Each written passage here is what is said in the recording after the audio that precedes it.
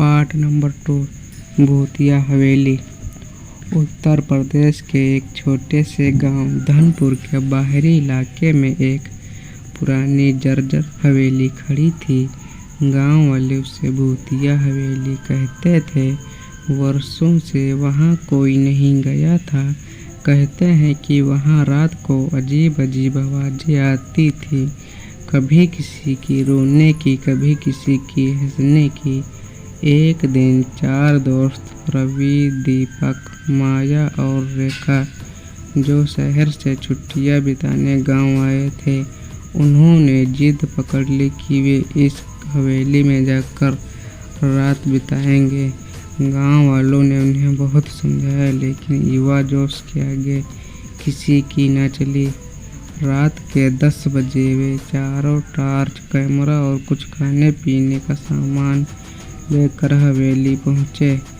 दरवाज़ा खुद ब खुद चरचराता हुआ खुल गया। अंदर घना अंधेरा था, चारों ओर जले और धूल ही धूल। हवा में एक अजीब सी गंध थी। वे मुख्य हॉल में आकर बैठ गए और बातें करने लगे।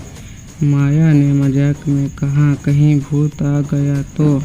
सब हंसने लगे। तभी एक ठंडी हवा का झोंका आया और दरवाज़ा जोर से बंद हो गया। दीपक ने टॉर्च का रोशनी दरवाजे की ओर किया, लेकिन वहां कोई नहीं था। अचानक माया ने कहा कि उसने सीढ़ियों पर किसी को जाते देखा। रवि और दीपक ने तुरंत वहां जाकर देखा, लेकिन कोई नहीं था।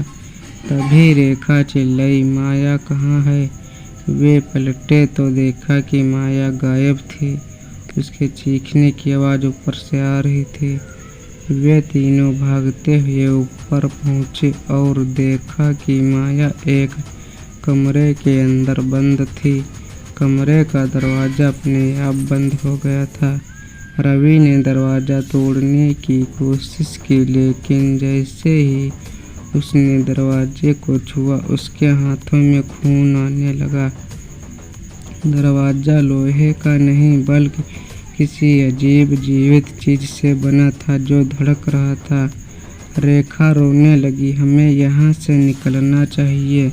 तभी कमरे के अंदर से माया की आवाज़ आई, लेकिन अब उसकी आवाज़ डरावनी भरी और आसमान लग रही थी।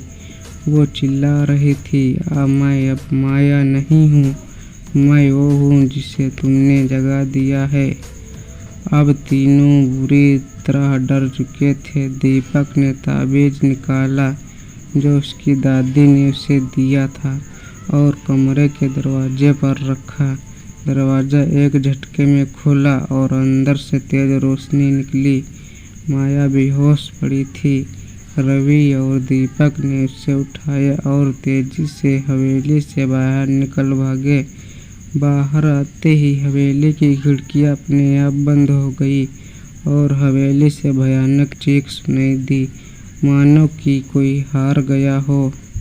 अगले दिन जब गांव वालों को यहाँ सब बताया गया तो एक बुजुर्ग ने कहा, तुम लोगों ने जिस आत्मा का छेड़ा है वो अब सो नहीं पाएगी।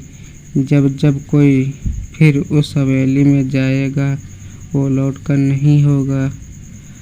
Subscribe my YouTube channel.